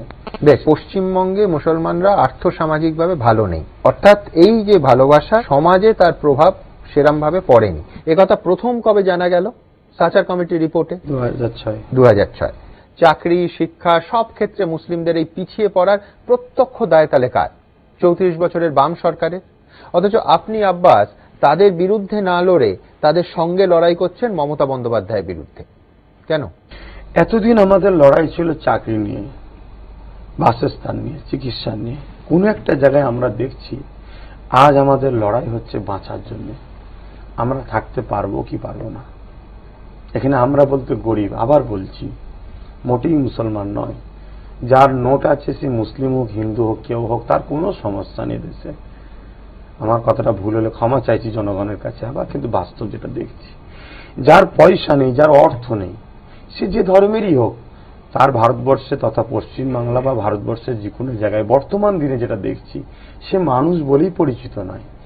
আমি যদি আমফানের সময় হিঙ্গলগঞ্জের একটা দৃশ্যের কথা বলি, যেখানে 4-5 ফুট উপরে কালো তেরপোল, এমনি কালো জিনিস সূর্যের তাপ টানে, সেখানে বাবা, মা, কাকা, কাকিমা সবাই একসাথে 1500 পরিবারের কাছে আমি গিয়েছিলাম সামান্য খাবার নিয়ে। কেন আমি জানি না এত বড় ভয়ানক হয়েছিল। 1500টাই দেখেছিলাম অমুসলিম, তারা গরিব, পয়সা নেই বলি আজকে ওদের ওই দুর্দশা। ওরা মুসলিম নয়, পয়সা নেই। অতএব আমার দেশে বর্তমান পয়সার সমস্যা। পয়সা যার আছে তার ধর্ম দেখা হয় না, যার পয়সা নেই তার ধর্ম খোঁজা হয়। অতএব এই সিচুয়েশনটা তো 2011-র আগের পশ্চিমবঙ্গেও একই ছিল। তাহলে তার দায় তো আজকে আপনার যারা জোট সঙ্গী বামেরা তাদের উপরও বর্তায়। দেখুন, তারা যে চাকরি, আরো একটু আগে যদি 77 সালের আগে ফিরে যান, কংগ্রেস ছিল, তাদের দায় কংগ্রেসের উপরও বর্তায়। আমি এটাকে বলছি, তারা যে 100-র মধ্যে 100% কাজ করেছে এটা আমি বলছি না, আরো অন্যায় করেছে, আমি স্বীকার করছি। এতে তারা শোনার পরে আমার সঙ্গে জোটে কোনো সমস্যা করে আর করে, সেটা তিনাদের ব্যাপার। কিন্তু সত্য বলবো, তেনারাও অন্যায় করেন বলবো না, কিন্তু অন্যায় করেছিল বলেই তো তেনাদের শাস্তিতে আমরা সরিয়ে দিয়েছিলাম। কিন্তু যিনাকে আমরা এনেছিলাম দিদিমণি, তিনি যে অন্যায়টা করেছে, তিনি যে ক্ষতিটা করেছে, তুলনামূলক দেখতে গেলে তেনারা যদি 70% ক্ষতি করে দেয়, এনারা 200%, মানে 100 যেটা হয়নি ওভারটেক করে চলে গেছে। তো এই জায়গায় আমরা দেখছি 70% যে তেনারা ক্ষতি করেছেন, সেই ক্ষতির পিছনে শুধু তিনাদের যে অবদান আছে তা নয়, আমাদেরও কোনো একটা জায়গায় অবদান আছে। সেই অবদানটা হচ্ছে এটা যে আমরা সম্পূর্ণ তিনাদের উপর নির্ভরশীল হয়েছিলাম। তাই পরবর্তীতে তিনারা ক্ষতি যদি না করতে পারে, স্বনির্ভরশীল না হয়ে নিজেরা ধরেও রাখছি। আর এত বড় ক্ষতি যখন তিনারা করেন, তুলনামূলক যখন কম, তাই ভেবেছি তিনাদের সঙ্গেই চলো 2021-এ আমরা একটা জোট করে সরকার তৈরি করি। আমার একটা ইংরেজি শব্দবন্ধ মনে পড়ে যাচ্ছে, রাষ্ট্রবিজ্ঞানের লেসার ইভেল। তাহলে আপনি মনে করছেন যে তৃণমূল আরো বড় বিপদ, তার থেকে অপেক্ষাকৃত কম বিপদ হচ্ছে বাম এবং কংগ্রেস? নাকি আপনার সেই ভাইরাল ভিডিওটাই আসল সত্যি, যেখানে আপনি বলছেন এই সিট সমঝোতা এই মুহূর্তে শুধুমাত্র 2021-এর জন্য, 21-এর পরে ওদের ওপরও প্রতিশোধ নেব আমরা, কারণ ওরাও অনেক জ্বালিয়েছে? আমরা ভিডিওটা একবার দেখে নিই। আমি চাইছি বাম কংগ্রেসকে এই মুহূর্তে 2021-এর জন্য একটা সিট সমঝোতা করতে, শুধুমাত্র 21-এর জন্য। 21-এর পরে ওদেরও প্রতিশোধ নেবো আমরা। কথা বুঝছেন না, বোঝেন না? কেন ওরাও তো অনেক জ্বালিয়েছে। ওদের সঙ্গে একটা সিট সমঝোতা করতে চাইছি, কিন্তু তারা করবে কি আমি জানি না। কেন তারা তো নিজেরা 230টা সিট ভাগ করে নিয়েছে, তাহলে আমাদের সঙ্গে করার ইচ্ছা কোথাও দেখাচ্ছে। আজকে আর বামফ্রন্ট সেই জ্বালাতে পারে? বুদ্ধদেবের সেই দাদাগিরি আর আছে? মাদ্রাসায় সন্ত্রাস তৈরি হয় বলতে পারবে? কেন ভাই? আমরা সরে গেছি। এটাই কি তাহলে আসল প্ল্যান, প্রতিশোধ নেয়া? দেখুন, প্রথম কথা হচ্ছে আপনার স্টুডিও বসে একটা জিনিস হচ্ছে, সেটা হচ্ছে নিজের বক্তব্য নিজে শুনছি, এর পূর্বে কখনো শোনার সময় পাইনি। দ্বিতীয় নম্বর কথা হচ্ছে, এটা যখন 230টা তারা করে নিয়েছে নিশ্চয়ই দেখলেন, তখন মানুষজন আমাকে বলতে লাগছে যে আপনি কেন বাম কংগ্রেসের কথা ভাবছেন? তারা তো 230টা নিয়ে মানে গুরুত্ব দিচ্ছেন আমাদের ঘরে। তখন আমার একটা ক্ষোভের প্রকাশ, এটা এক নম্বর। দ্বিতীয় নম্বর কথা হচ্ছে, বহুত মানুষ যারা আমার দলে আসছে প্রথম থেকে, তারা কিন্তু সব তরুণ, তারা সব টিএমসিকেই রিসেন্ট ভোট দিয়েছে, হয়তো তাদের ভোটার কার্ড বাইরে হয়েছে টিএমসির সময়, তারাও ফিরে আসছে, কিন্তু তাদের পরিবারের অনেকে দেখেছিল বামের পিরিয়ডটা। সেই জায়গায় তাদেরকে একটা বোঝানো মাত্রা, 3 নম্বর কথা হচ্ছে সিচুয়েশন অনুযায়ী কথাটাকে রেখেছিলাম, কিন্তু এখন আমরা যেটা সিচুয়েশন আপনাদের এবিপি নিউজের মাধ্যমে, এবিপি আনন্দের মাধ্যমে যেটা আমরা বলছি, সেটা হচ্ছে এটাই যে আমরা চাই সমস্যা সমাধান। সমস্যা সমাধান যদি হয়, আমরা চিরস্থায়ীর জন্য এই যে জোট, এই জোট নিয়ে আমরা চলতে রাজি আছি। যদি কোনোদিন সমস্যা আবার হয়ে দাঁড়ায়, আমি ওপেন বলছি, তখন বাধ্য হব। কেন আমি কোনো নেতা হতে আসিনি, আমি কোনো জায়গায় লিডার হব এসব হতে আসিনি। আমি চাই পিছিয়ে পড়া মানুষকে তুলে আনা। যদি সেই পিছিয়ে পড়া মানুষের অধিকার না পাই, তাহলে বাধ্য হব নিজেকে আবার নতুন করে স্বপ্ন দেখতে। এই যে ভিডিওটা দেখালাম আব্বাস, এটা আপলোড করা হয়েছে 11ই ফেব্রুয়ারি, অর্থাৎ খুব পুরনো ভিডিও কিন্তু নয়। তার মানে ব্যাক অফ দ্য মাইন্ড 230টা বললাম। হ্যাঁ, ব্যাক অফ দ্য মাইন্ড আপনার কোথাও এই ভাবনাটাও কাজ করছে যে এদের পুরোটাই, দুটোই, আমার শব্দ আবার আমার মার্জনা করবেন, দুটোই বিশ্বাসঘাতকদের দল। আপাতত ভরসা করছি, কিন্তু লং টার্ম ভরসা করা যায় না, ভবিষ্যতে অন্যরকম হতে পারে, এই আশঙ্কা আছে। আপনি ওই যে প্রশ্নটা করলেন না, সাচার কমিটি, রঙ্গনাথ মিশ্র কমিটি, এই কমিটির রিপোর্ট দেখে তারাও তো যে পিছিয়ে পড়া জাতির ওপরে সেরকম ভাবে কাজ তো করেন। আমি তো প্রথমেই স্বীকার করে নিলাম যে এরা ক্ষতি করেছে, কিন্তু তুলনামূলক টিএমসি থেকে কম করেছে। এবং সেই জায়গায় এখন দেখছি বিজেপি এবং টিএমসি দুটো যখন মিশে গেছে, এরা দুজন মিটে যদি ক্ষমতায় আসে, তাহলে যে ভয়ানক পরিস্থিতিটা হবে, সেই ভয়ানক পরিস্থিতি বিগত দিন কখনো ঘটেনি। হ্যাঁ, কিন্তু এটা আপনার কল্পনা হতে পারে, এখন বিজেপি আর তৃণমূল কংগ্রেস একসঙ্গে ক্ষমতায় আসবে, এটা রাজ্যের মানুষ এই কাল্পনিক ছবিতে বিশ্বাস করবেন? দেখুন, এটা বাস্তব তো। বিজেপিটা কে? 100টা থাকলে 90টা টিএমসির ক্যান্ডিডেট। তো যে টিএমসিকেই আনার দরকার হয়, তাহলে বিজেপিকে আনার কোনো দরকার নেই। তো ওই ক্যান্ডিডেটকে ভোট দিয়ে আমাদের বিজেপিকে ভোট দেওয়া। তাহলে আব্বাস, যারা ছিল তৃণমূলে তারাই পদ্ম ফুল। আপনি বলছেন যে মমতা বন্দ্যোপাধ্যায় বা তার দলের প্রার্থীদের ভোট দিলে নির্বাচনের পর হতেই পারে যে সেই প্রার্থী বিজেপিতে যোগ দিয়ে দেবে, এইটা আপনার আশঙ্কা? হ্যাঁ, কারণ এটা ঘটেছে তো, বিহারে ঘটেছে, বাংলায় ঘটবে না, এর কি মানে আছে? আর আমরা তো সেই জিনিসটা দেখছি, অহরহ দেখছি, তো একটার পর একটা চলে যাচ্ছে। তাহলে সেই জায়গায় দেখা যাচ্ছে ভোটের পরে একজন হয়তো 90 পেল কি 100 পেল, একজন 80 পেল, দুজন মিলে টাচ হয়ে সরকার হয়ে গেল। আমরা যেটা দেখতে চাই, দুজনে মিলে নাকি ঘোড়া কেনা বেচা? না, আমার কেনা বেচা থেকে সবচেয়ে বড় কথা আমার মনে হচ্ছে পুরো দলটাই হয়তো চলে যাবে। কেন, টিএমসি দলটা তো জন্ম দিয়েছে বিজেপি, 1998 এই দল হয়েছে, এবং অটল বিহারী বাজপেয়ীর হাত ধরে জোট, এবং দিদিমণি রেল মিনিস্টার ছিলেন বিজেপি থেকে। এরকম ইতিহাস তো অনেক আছে। আনন্দবাজার পত্রিকা তো দিদিমণি বলেছেন ফন্ডে এনে বিজেপিকে লড়বো। তাহলে সেই জায়গায় এটা একটা সাজানো নাটক, বামফ্রন্টকে তুলে দিবার জন্য এটা একটা সাজানো নাটক। কেন, কিন্তু আজকে যে কংগ্রেসের সঙ্গে আপনি জোট করছেন, সেই কংগ্রেসের সঙ্গে বারবার তৃণমূল কংগ্রেস জোট করেছে, সেটা তো বলছেন না। কংগ্রেসের সঙ্গে টিএমসি জোট হয়েছিল, তাই তো বাংলায় টিএমসি এসেছে, এবং কংগ্রেসটাকে পুরো টিএমসি খেয়েওছে, পুরো নিজের দলে নিয়ে নিয়েছে। সেটা কংগ্রেস জবাব দেবে, কংগ্রেস বুঝবে। কিন্তু আমি বারবার একটা কথা বলতে চাইছি, সেটা হলো এটাই যে আমার আইএসএফ একদম নতুন দল, এখনো 2 মাস বয়স হয়নি। আমার লক্ষ্য হলো পিছিয়ে পড়া মানুষকে তুলে নিয়ে আসা। 202 সিট, 230টা সিট যখন বাটোয়ারা হয়ে গেছে, তখন ভেতরে একটা ক্ষোভ জন্মাচ্ছে, সে ক্ষোভের বহিঃপ্রকাশ। তো সেই জায়গাতে তখন আমি বলেছি এই কথাটা। দ্বিতীয় নম্বর কথা আমি আবার বলছি, যদি আমার টার্গেট পিছিয়ে পড়া মানুষের শিক্ষা, স্বাস্থ্য, কর্ম, বেকারত্ব দূর করা, যদি বাম এইটা ঠিকভাবে করতে পারে, বাম প্রথম পিরিয়ডে আমরা যেটা শুনেছি, তখন আমি দেখিনি, প্রথম পিরিয়ডে 20 বছর ধরে তারা খুব ভালো কাজ করেছিল, সেইভাবে যদি তারা ভালো কাজ করতে থাকে, তাদের সঙ্গে আমাদের এই সমঝোতাটা যেটা আছে এটা চিরস্থায়ী চলবে, দীর্ঘদিন। আপনি তৃণমূল কংগ্রেসের এত সমালোচনা করছেন, এত কঠোর সমালোচনা করছেন, কিন্তু এই তৃণমূল কংগ্রেসের কাছেই আপনি সিট চাইতে গেছিলেন এবং 40টা সিট চেয়েছিলেন, যেটা তৃণমূল নেত্রী রাজি হননি। আমি বলছি, তিনি যদি রাজি হতেন তাহলে তৃণমূল সম্পর্কে আপনার মূল্যায়ন তো সম্পূর্ণ অন্যরকম হতো। দেখুন, প্রথম কথা হচ্ছে আমি সিট চাইতে যাইনি। আমি বলেছিলাম যে 44 জায়গায় আমি প্রার্থী দেবো, ওই 44 জায়গায় যে দিদিমণি প্রার্থী না দেয়, বাকি 250 জায়গায় দিদিমণি হয়ে লড়বো। যখন দিদিমণি আমার কথাটাকে মানল না, অথচ পাহাড়ে বিমল গুরুংয়ের কত 15-16 না কটা সিট আছে, তার ব্যাপারটা মেনে নিল, তখন আমাকে ভাবতে বাধ্য করলো। তখন আমি ভাবতে শুরু করলাম যে বিমল গুরু একটা অমিতাভ দাদা, প্রশাসন মারার পিছনে তার হাত আছে, এটা দেখা যাচ্ছে, এবং তার বিরুদ্ধে অনেক কেস আছে, তাকে যদি তুমি নিতে পারো, অথচ বলছো আমি দুদলা গরু মুসলিম, তারা আমায় জিতিয়েছে, বলতেও পারছো আর আমি যে মুসলিম হওয়ার জন্য কি আমাকে সাথে নিল না? কিন্তু আমি দল করতে এসেছি, আবার বলছি মুসলমানের জন্য নয়। হ্যাঁ আব্বাস, কিন্তু এইখানে আমার প্রশ্ন থাকবে, যদি 44টার এই ফর্মুলা মমতা বন্দ্যোপাধ্যায় মেনে নিতেন তাহলে আপনি তৃণমূলের সঙ্গে থাকতেন? মানে এটা তো এইরকম আমার লাগছে যে তৃণমূলের টিকিট না পেয়ে বিজেপিতে যাওয়ার মতো। মানে 44টা আসনের আপনি যে ফর্মুলা দিয়েছেন সেটা মমতা বন্দ্যোপাধ্যায় মেনে নেননি বলে আপনি আজ মমতা বন্দ্যোপাধ্যায় এখন মমতা ব্যানার্জি 100টা সিট দিলেও মমতা ব্যানার্জির সঙ্গে যাব না, সেটা তো এখনকার আজকের দিনে আপনার অবস্থান। কেন বলছি মানে যখন, কিন্তু আমি বলছি এই ধরুন 2 মাসের মধ্যেই নিশ্চয়ই এই ঘটনা ঘটেছে যে 44টা সিট আপনি চেয়েছেন, উনি দিতে রাজি হননি, তাহলে তো আমি এই সিদ্ধান্তে আসতে পারি যে এটাও ওই অভিমানে অন্য দল চলে যাওয়ার মতো, যে না আপনি 44 দেননি, ঠিক আছে আমি আপনার বিরোধী যারা বাম এবং কংগ্রেস তাদের সঙ্গে যাব। দেখুন কে কার শত্রু আমি দেখিনি। মানে আমি বলছি মমতা বন্দ্যোপাধ্যায় মুসলমানদের জন্য কোনো কাজ না করলে, সেটা তো আপনি যখন 44টা সিট চেয়েছেন তখনও তিনি কাজ করেননি।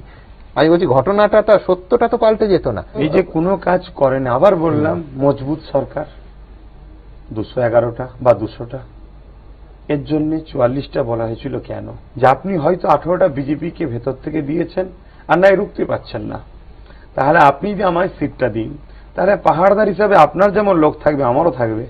আপনি কমজোর হলো, আমি কমজোর নয়, আমি রুখবো না। I got you, checks and ব্যালেন্সের কথা আপনি বলছেন, সেটা ফাইন, কিন্তু আমি বলছি 44টা সিটের ফর্মুলায় রাজি হলে তখন এই যে বিমল গুরুং এর সঙ্গে আপোষ করার অভিযোগ আপনি করছেন সেটা আপনার চোখে পড়তো না?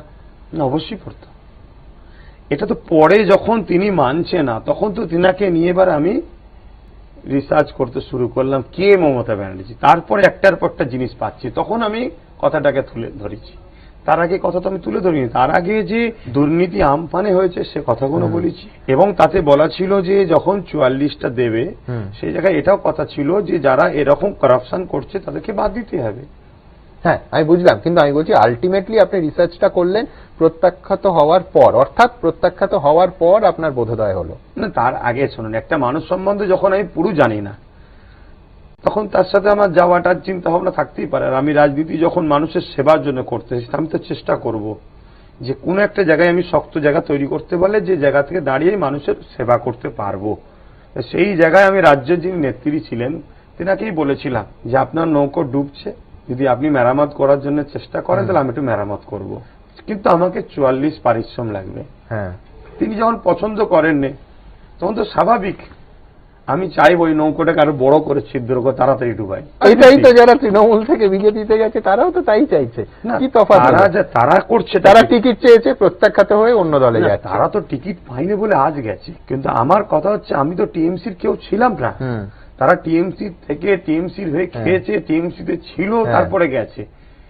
তো এ থেকে বোঝা যাচ্ছে তারা টিএমসিতে শুধুমাত্র বিজেপির পক্ষ থেকে রাখা ছিল, অর্থাৎ এটা প্রাইমারি স্কুল, ওটা হাই স্কুল না, সে আপনি বলতেই পারেন। কিন্তু আমি তো কখনোই টিএমসিতে ছিলাম না। আমি টিএমসির মেরামত করতে চেয়েছিলাম, যে আপনার যে যার জন্য আপনার ক্ষতি হচ্ছে সেগুলোকে মেরামত করে, কেন দিদিমণির উপরে আমাদের একটা ভালোবাসা ছিল। আজকের দিনেও যদি প্রশ্ন করেন এখন বললে ইখতিলাফ উঠবে, মানে অনেক সমালোচনা হবে, কিন্তু আমাদের সঙ্গে উনি যেভাবে বাড়ি বাড়ি গেছেন, যেভাবে অদা করেছিলেন, আমরা ভেবেছিলাম হয়তো উনি কাজ করবেন, সেই সময়টা অনেক আন্তরিকতা হয়ে গিয়েছিল।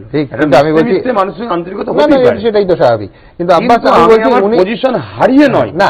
আমি বলছি উনি 44টায় রাজি হলে আব্বাস সিদ্দিকীকেই হয়তো আমরা সাক্ষাৎকার নিতাম যে তৃণমূল কংগ্রেসের সঙ্গে জোটের শরিক হিসেবে, শরিক দলের নেতা হিসেবে, হতেও তো পারতো এটা, উনি যদি 44টায় রাজি হতেন। আমি বলছি একেবারে স্পষ্ট করে যদি প্রশ্নটা করি, এটাই তো সুবিধাবাদ। আপনার 44টায় রাজি হননি বলে মমতা বন্দ্যোপাধ্যায় তার উন্নয়নের কাজ সব খারাপ হয়ে গেল। না, ব্যাপারটা হচ্ছে আমি যখন 44টা চেয়েছিলাম তখনও কিন্তু তার উন্নয়নের ব্যাপার নিয়ে তখনও বলেছিলাম, কিন্তু বিগত এই যে বিজেপির ব্যাপারটা যেটা টিএমসির সঙ্গে আছে এটা তখন আমি জানতাম না, পরবর্তীতে দেখলাম। অ্যাকচুয়ালি এই জগতের মানুষ আমি নয়, প্রথমেই বলেছি, আমি আগেই স্বীকার করেছি 2021-এ জানুয়ারির আব্বাস সিদ্দিকী এখন কথা বলছি। আচ্ছা বেশ, তাহলে সেই আব্বাস সিদ্দিকীর কাছে আমার পরের প্রশ্ন, আপনি এবারে ভোটে লড়বেন? না, আমি নিজে কোনো জায়গায় দাঁড়াচ্ছি না, আর কখনো দাঁড়াবার চিন্তা ভাবনা নাই। আমি চাই ভালো ভালো লিডার তৈরি করা, যাতে অসহায় মানুষের হয়ে তারা কাজ করে, তাদের নিয়ন্ত্রণটা আমি হাতে রাখবো। আপনি বলেছিলেন নন্দীগ্রামে আপনার পরিবারের কেউ, অর্থাৎ ফুরফুরা শরীফের পীরজাদা পরিবারের কেউ প্রার্থী হতে পারে। নন্দীগ্রামে প্রায় 22% মুসলিম ভোট, সেটা ভাগাভাগি হলে তৃণমূলের সমস্যা হতো। তাই নন্দীগ্রামে শেষ পর্যন্ত আইএসএফ এর কেউ দাঁড়াচ্ছেন না। নিন্দুকরা বলছেন অন্য কোনো রসায়নে, মানে খারাপ ভাষায় বললে কোনো সেটিং হয়ে গেছে, সেই জন্য নন্দীগ্রামে আপনারা আর প্রার্থী দিচ্ছেন না, বামেদের সিট ছেড়ে দিলেন। অ্যাকচুয়ালি ব্যাপারটা তো আমাদের চেয়ারম্যান বলতে পারবে, কেন সিট সমঝোতাটা চেয়ারম্যান করছে। তারপরেও কোনো কথাকে আমি ঘুরিয়ে চলে যাই না, কেন আমি যখন আইএসএফ মানে আব্বাস সিদ্দিকী, না এখান থেকে যখন কোনো কথা বলি, মানুষের ভুল হয়, ভুল তো মানুষেরই হয়। তবে সেই জায়গায় আমাদের যেটা চেয়ারম্যান, যেটা আমি তো গতকালকে রাত্রিরে আলোচনায় বসেছিলাম, তখন সেটা যেটা জানা গেল যে আমরা বৃহৎ চিন্তা ভাবনা করে যে ওই জায়গাতে আমরা আমাদের পরিবার থেকে কাউকে একটা দিবার চিন্তা ভাবনা করেছিলাম। পরিবারে তেমন কেউ এখন এত তাড়াতাড়ি রাজি হচ্ছে না বা দাঁড়াবার জন্য তৈরি হচ্ছে না, সাপোর্টে আসতে চাইছে কিন্তু দাঁড়াবার জন্য তৈরি হচ্ছে না। আর ওই জায়গাটা আমরা চাইছিলাম একটা ভালো হলেই ভালো হয়, তাহলে সেই জায়গাতে আমাদের চেয়ারম্যান যেটা ঠিক করেছে, চলো ওই জায়গাটা তাহলে আমরা ছেড়েই দিই। ডিটেলসটা কি ব্যাপার সেটা চেয়ারম্যান বলতে পারে। কিন্তু এটা তো তৃণমূল কংগ্রেসের স্বাভাবিকভাবেই রাজনৈতিকভাবে একেবারে স্পষ্ট যে সুবিধাই হয়ে যাবে। দেখুন, কার সুবিধা কার লাভ তো সেটা আমরা দেখছি না। ওখানে যে বাম দেবে তো ওটা তো আইএসএফ এরই, আমি তো বামকে প্রচার করবো, ওটা তো আইএসএফ এরই সিট। আমার যেটা আমি দাঁড়ালে পেতাম সেটা বামই পাবে। তো না, অনেক দুষ্টু লোক বলছে যে নির্বাচনের পরে মমতা বন্দ্যোপাধ্যায়ের সিটে প্রার্থী না দিয়ে তৃণমূলের সঙ্গে আপনারা হাত ধরার রাস্তাটা খোলা রাখলেন। না, আমরা হাত তো ধরে নিয়েছি, তো বামেদের সাথে হাত ধরা হয়ে গেছে, বন্ধুত্ব হাত ধরেছি। তো জিতার পরে এনাদের ছেড়ে দেওয়াটা তো শোভা দেবে না। ত্রিশঙ্কু অবস্থা হলে না, আমরাই সরকার তৈরি করবো, সম্ভাবনা যদি আমরাই তো, কংগ্রেস, বাম আর আমাদের আইএসএফ। কেন মানুষ বাম, যেসব মানুষগুলো টিএমসির অত্যাচারের বিজেপিতে যাচ্ছে, তারা তো দেখছে সেই টিএমসিতে বিজেপিতে কোনো স্থান হবে না, সেটা একই লোক। আর যারা বিজেপির জন্ম দিয়েছিল তারা এখন বিজেপির মধ্যেই যেন মনে হচ্ছে ঘর ছাড়া হবার এবার চান্স হচ্ছে। সেই জায়গায় যে তৃণমূল সেই পদ্মফুল, অতএব আমরা এই যেটা মহাজোট হচ্ছে এটাই গভর্নমেন্ট হওয়ার সম্ভাবনা, এবং আমরা হচ্ছি গভর্নমেন্ট। দিল্লি দাঙ্গার পর আপনি বললেন আমি আল্লাহর কাছে দোয়া করি উনি যেন ভারতবর্ষে এমন মারণ ভাইরাস পাঠান যাতে দেশের 10, 20, 50 কোটি মানুষ মরে যায়। একবার ভিডিওটা দেখে নিন। আল্লাহর ভারতবর্ষে এমন কঠিন একটা ভাইরাস দিক, এই ভারতবর্ষের জন্য 10, 20, 50 কোটি লোক মরে যায়। দেখুন আব্বাস, আমি দিল্লি দাঙ্গা কভার করেছি, সমস্ত ডিটেলস মানুষের সামনে তুলে ধরেছি এই চ্যানেলেই। কিন্তু আপনাকে বলি, দাঙ্গা এক পক্ষ করে, কোনোদিন বিষয়টা এমন নয়। সব থেকে বড় কথা, কোনো অন্যায় হলে দোষীদের শাস্তি আপনি দাবি করতে পারেন, কঠোর শাস্তি দাবি করতে পারেন, কিন্তু মানুষের মৃত্যু কামনা করবেন? দেশের 50 কোটি মানুষের মৃত্যু কামনা করছেন আপনি। প্রথম কথা হচ্ছে, এটা কবেকারের ভিডিও আমি জানি না, প্রথম কথা। দিল্লি দাঙ্গার পরের অবস্থা না, সেটা আমি আপনাকে আপলোড যবে হয়েছে সেই ডেট বলে।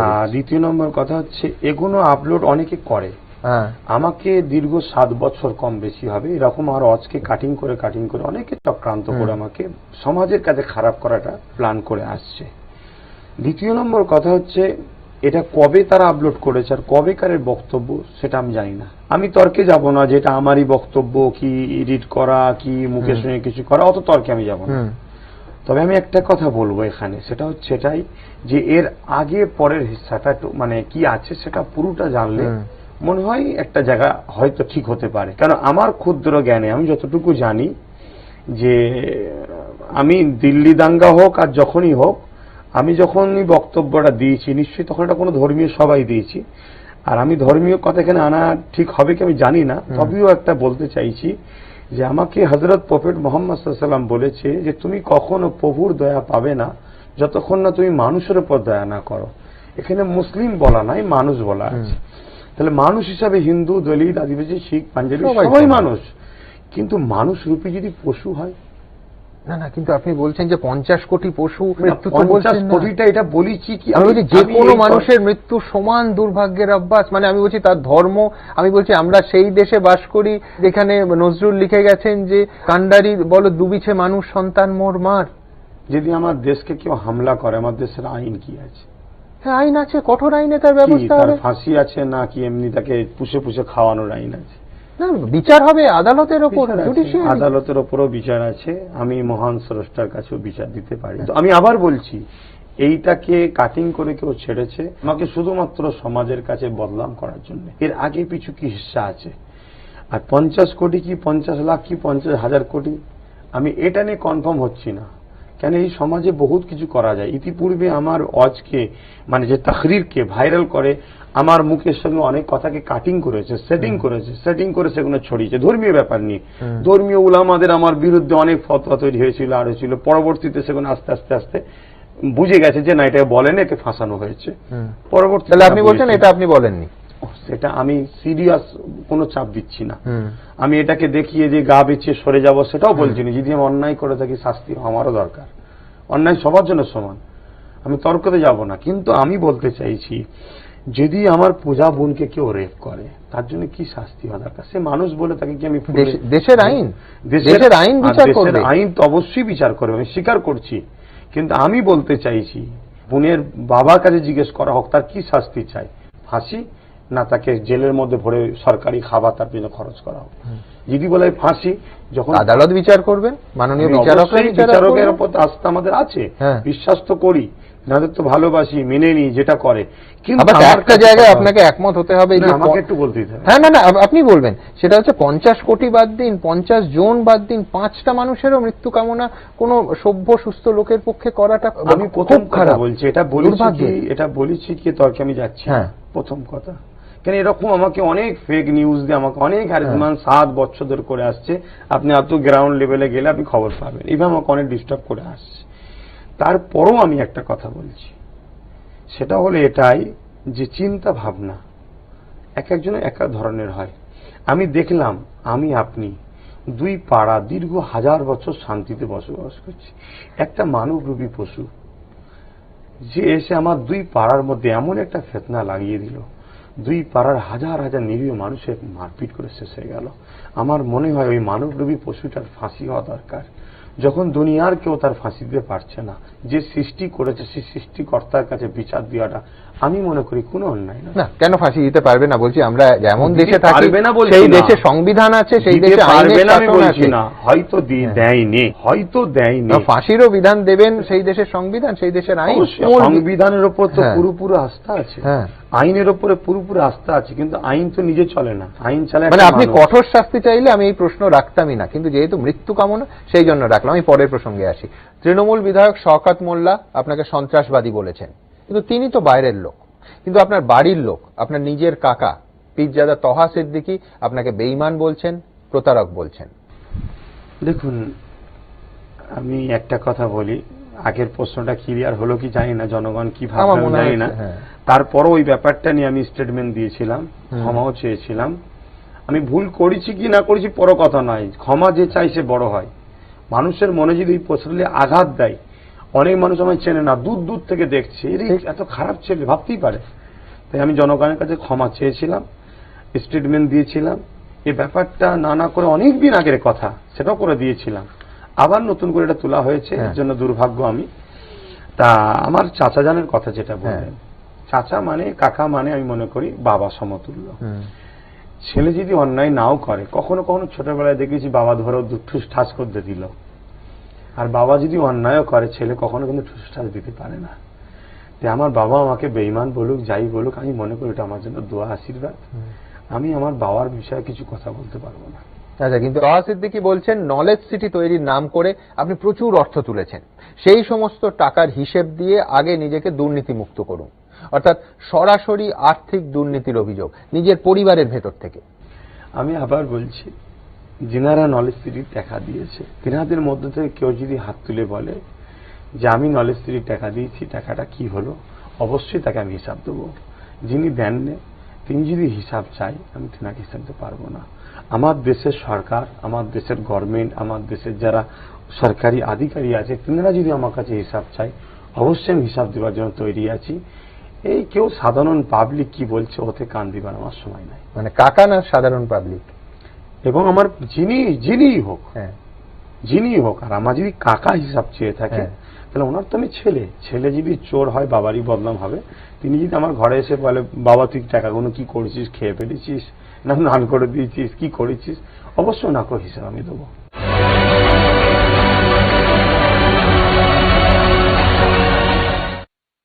टेक टीएमटी लगाओ, टेंशन को भगाओ और दिल से घर बनाओ। टॉप टेक ही टॉप टीएमटी बार, दिल की नजर से तुम देखो। গড়ে তুলুন এবিপি ওয়েডিংসে ফটো আইডি জমা দিলে তবেই প্রোফাইল থেকে যোগাযোগ করা যায়। শুধু বাঙালি পাত্রপাত্রীর বৃহত্তম সমাহারই নয়, abpweddings.com এ আছে ফটো আইডির সুরক্ষা।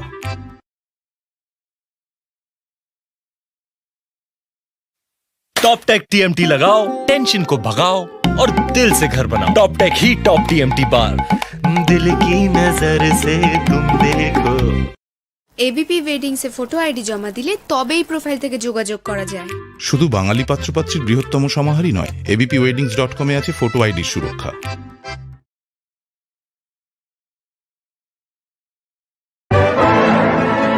सपनों का घर बना रहे हैं? टॉप टेक टीएमटी बार लगाइए। अब पूछिए कॉन्ट्रैक्टर बाबू क्यों?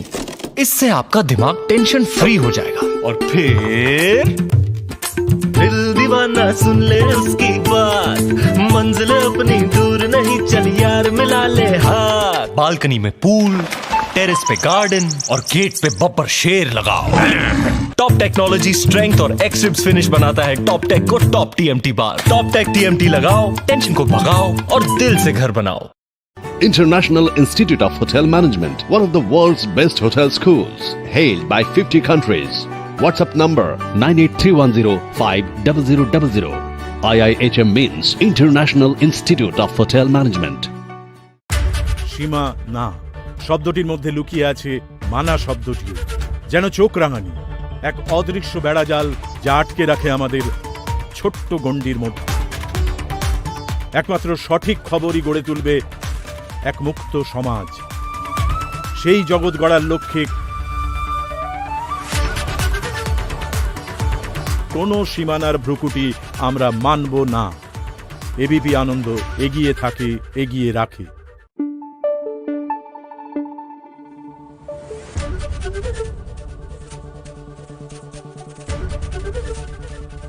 এবিপি আনন্দ এগিয়ে থাকে, এগিয়ে রাখে। সীমা না শব্দটির মধ্যে লুকিয়ে আছে মানা শব্দটিও, যেন চোখ রাঙানি এক অদৃশ্য বেড়াজাল যা আটকে রাখে আমাদের ছোট্ট গণ্ডির মধ্যে। একমাত্র সঠিক খবরই গড়ে তুলবে এক মুক্ত সমাজ। সেই জগৎ গড়ার লক্ষ্যে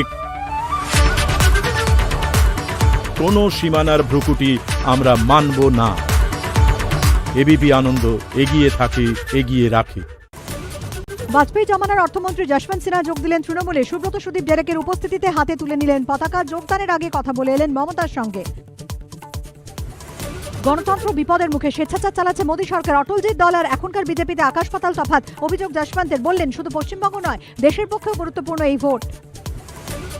সোমের বদলে রবিতেই রাজ্যে অমিত শাহ। কাল আসছেন খড়গপুরে, করতে পারেন রোড শো। বিজেপির প্রার্থী তালিকা কি সপ্তাহ শেষে?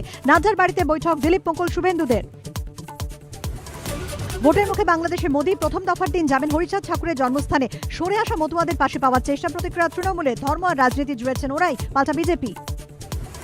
জেলায় জেলায় প্রার্থী নিয়ে তৃণমূলে অন্তর্দ্বন্দ্ব। হাওড়ায় দল ছাড়লেন আব্বাসউদ্দিন। সোনারপুরে প্রার্থী লাভলি মৈত্র সামনে প্রকাশে ক্ষোভ। সিতাইয়ে তৃণমূল প্রার্থীকে মানতে নারাজ দলের একাংশ। ওয়াই ক্যাটাগরির নিরাপত্তা পেতে 1 মাসের মাথায় নিজের এলাকা হাসনাবাদে ফিরলেন বিজেপি নেতা বাবু মাস্টার। মিনাখায় আক্রান্ত হওয়ার পর প্রথম এলাকায় ফিরলেন সঙ্গীদের নিয়ে। ভোটের আগে মুর্শিদাবাদের শামশেরগঞ্জ থেকে উদ্ধার অত্যাধুনিক আগ্নেয়াস্ত্র, 10 কেজি বিস্ফোরক। নাকা তল্লাশিতে বাজেয়াপ্ত। ধৃত মুঙ্গেরের বাসিন্দা। কোথায় পাচার করা হচ্ছিল তদন্তে পুলিশ। শনিবাসরীয় প্রচারের রং, কারো বাহন অটো, কেউ চললেন সাইকেলে। গোসাবায় খোল বাজালেন জয়ন্ত। গরুর গাড়িতে কসবায় প্রচার জাভেদের। পুজোর পর খড়গপুরে প্রচারে হিরণ। পদযাত্রায় সুজন, ঐশী। কয়লা পাচারকাণ্ডে প্রথম গ্রেপ্তার ধৃত লালা ঘনিষ্ঠ রান্ধে। বহুদূর থেকে ক্যামেরার চোখ দিয়ে দেখছি ব্রিগেডের মঞ্চে সেদিন ঠিক কি হয়েছিল। অধীর চৌধুরীর সঙ্গে তার পর আর কথা হয়েছে না? অধীরদার সঙ্গে কোনো কথা হয় না। অনেকদা অনেক সিনিয়র রাজনীতি করেছেন, তিনি তেনার আইডিওলজিতে রাজনীতি করেন। আমি তো রাজনীতি ধরেন না রয় বুঝি না, কিন্তু মনটা পবিত্র। মানুষের কষ্ট দেখে কষ্ট হয়েছে, তাদেরকে বাঁচাবার জন্য নেমে পড়েছি। আমি সাঁতার জানি না, কিন্তু ডুব ছিল, নেমে পড়েছি। নিজের ডুববো কি জানি না। আচ্ছা বেশ, কিন্তু ব্রিগেডের মঞ্চে দাঁড়িয়ে আপনি বললেন যে সোনিয়া গান্ধী আইএসএফ এর সঙ্গে জোট করতে আগ্রহী, কিন্তু এ রাজ্যের একজন নেতা ঢিলামি করছে। পরের দিন বললেন যে একজন নেতা মোদি দিদি দুজনের সঙ্গেই যোগাযোগ রাখছে। আপনার নিশানা তো পরিষ্কার ছিল, নাম করেননি, কিন্তু অধীর রঞ্জন চৌধুরী। তারপর নাকি ফোন করে ভাব করে নিয়েছিলেন। না না, আমার সঙ্গে ব্রিগেডের পর থেকে কোনো কথা হয়নি। তার আগে উনি একবার এসেছিলেন, আর মনে হচ্ছে একবার ফোনে কথা হয়েছিল। হ্যাঁ, তবে আমি নির্দিষ্টভাবে অধীরদার নামও বলিনি, আর আজকেও বলতে চাইছি না, কারণ এটা শোনা কথা। শোনা কথার নাম না বলাই ভালো। তবে শোনা কথা কেন, আপনিই তো বলেছেন। হ্যাঁ, ওই তো, মানে আমাকে কেউ শুনিয়েছে, আচ্ছা, সেই হিসাবে। তবে আমি চাই একটা মহাজোট হওয়া দরকার, আজও চাইছি। মহাজোট হয়ে আমরা এগিয়ে যাচ্ছি, এই এগিয়ে যাওয়াতে আশা করছি আমরা এই ক্ষমতায় আসবো।